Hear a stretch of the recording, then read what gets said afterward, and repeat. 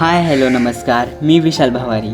तर तुम्हा सर्वांचं नवीन ब्लॉगमध्ये सहर्ष स्वागत. तर आज मी चाललो आहे गुहागर या ठिकाणी. आत्ता मी पोचलो आहे स्वारगेट बस स्टॉपला. तेथे माझा मित्र माझी वाट पाहत होता. आमची बस 9:30ला होती, बट बस इतकी लेट झाली. बस 11ला आली आणि तसं गुहागर पाहण्याचं, कोकण फिरायचं खूप एक्साइटमेंट होती. त्यामुळं आम्ही पण बसची वाट पाहत होतो. तर वॉरियर्स, इतका वेळ बसची वाट पाहून आता बस फायनली आली आहे आणि रिझर्वेशन तर पहिलेच आम्ही केलेलं ऑनलाईन, त्यामुळं काही टेन्शन नव्हतं गर्दी वगैरे किती असेल, जागा भेटेन की नाही. मग बसमध्ये चढलो तर आम्ही आमची सीट पकडली, तिथं बसलो सीटवर. बसमध्ये गेल्यावर आम्ही आमच्या सीटवर बसलो, बॅग्स वगैरे व्यवस्थित ठेवल्या आणि मग आम्ही स्वारगेटवरनं निघालो गुहागरच्या दिशेने. तर थोडं पुढे आल्यावर बस थांबली खंडाळा घाटामध्ये जेवण करण्यासाठी. जेवण केलं आणि मग पुन्हा निघालो बसमध्ये बसण्यासाठी. बस आपली का? कुठले बघ ना, गुवाहाटी आहे का? नाही गुहागर रे. चला मग गुहागर. चला तोड दे दरवाजा. दरवाजाचं लगाव. Close the door.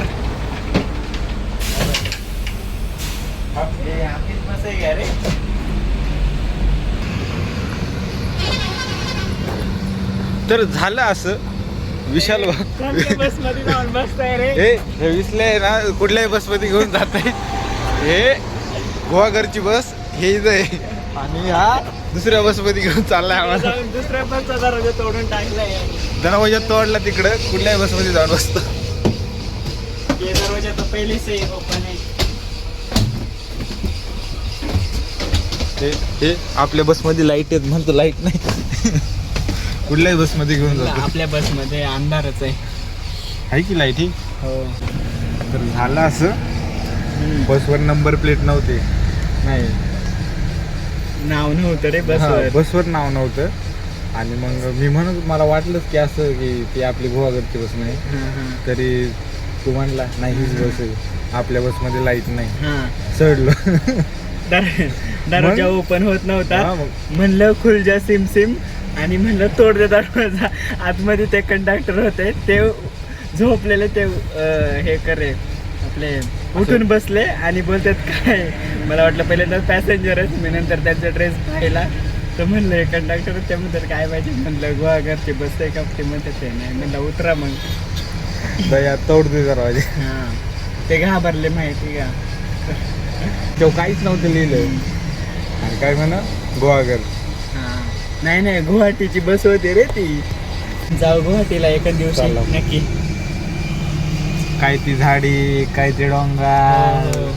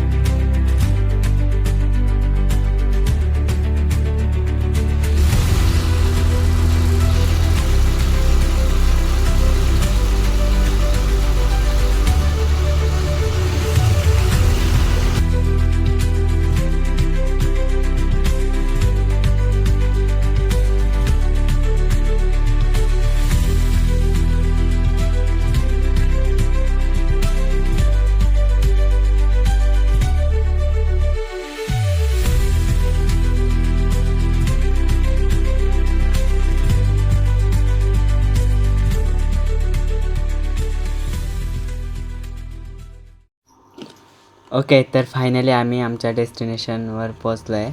आता गुहागर बस स्टॉपवर आलो आणि तिथे भावेश आम्हाला घ्यायला येणार होता, पण त्याला उशीर होणार होता. तर आम्ही मॅपवर पाहिलं की बीच इथे जवळ आहे.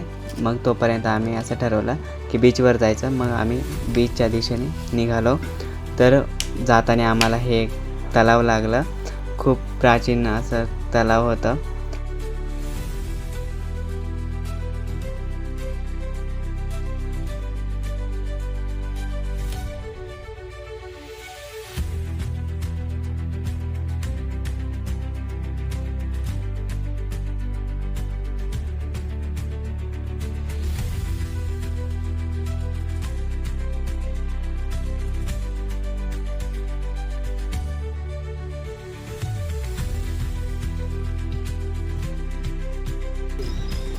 कसं वाटतंय? बहुत डर लग रहा है मुझे यार, ये समुद्र देख के तो हो गया है तुमसे प्यार सुन. आता हा समुद्र कसा पार करायचा आता? बेटा तुमसे ना हो पाएगा. मुझे आता आराम से बांधना लागणार है. मेरे पास आइडिया है इधर.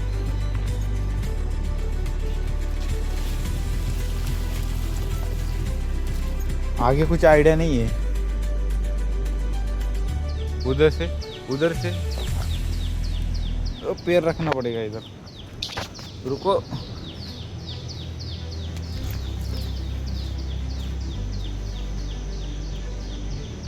एक में हाथ रास्ता है.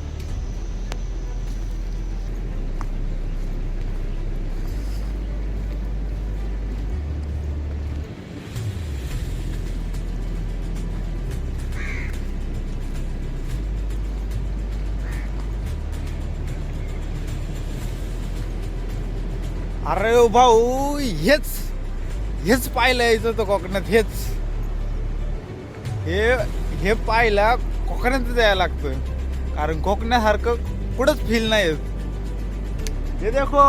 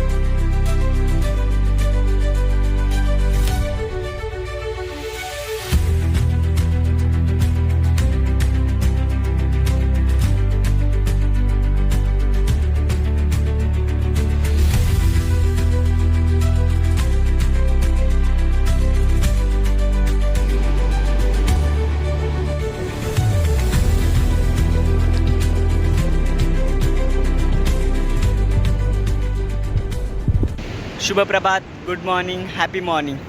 तर तुम्हा सर्वांचं नवीन ब्लॉगमध्ये सहर्ष स्वागत. आणि मी आलो इथे गुहागरला आणि आता आहे समुद्रकिनारी. इथं पाहू शकता समुद्र. इथे समोर आपल्याला एक शिप दिसते आणि त्याचबरोबर तिकडे डोंगराला लागून एक पूल आलेला आहे शिपपाशी, जेणेकरून की शिप तिकडे येऊ शकत नाही. डोंगराच्या म्हणजे कडेला तिकडे किनाऱ्याला.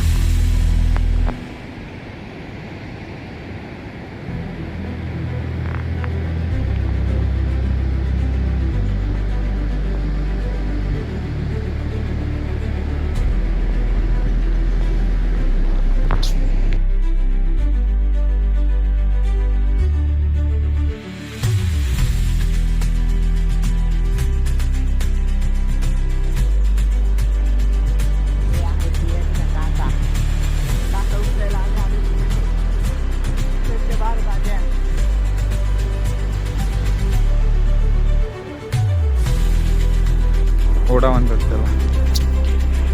इसको पार कैसे करेंगे आप? राम सेतू से जाएंगे.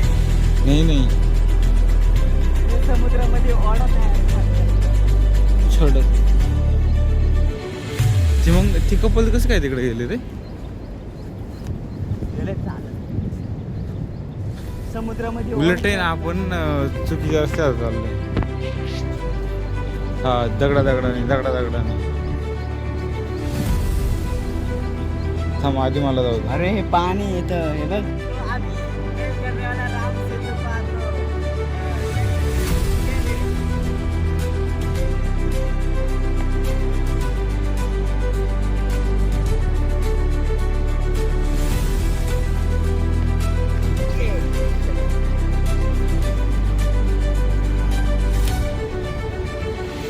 किधर जा रहे हैं हम? किधर जा रहे हैं? किसी मंजर पर मैं रुका नहीं, कभी खुद से भी मैं मिला नहीं, ये गिला तो है मैं खफा नहीं, शहर एक से गांव एक से लोग एक से नाम एक वो, रंग बिरंगे बहनों में मैं उड़ता फिरूं.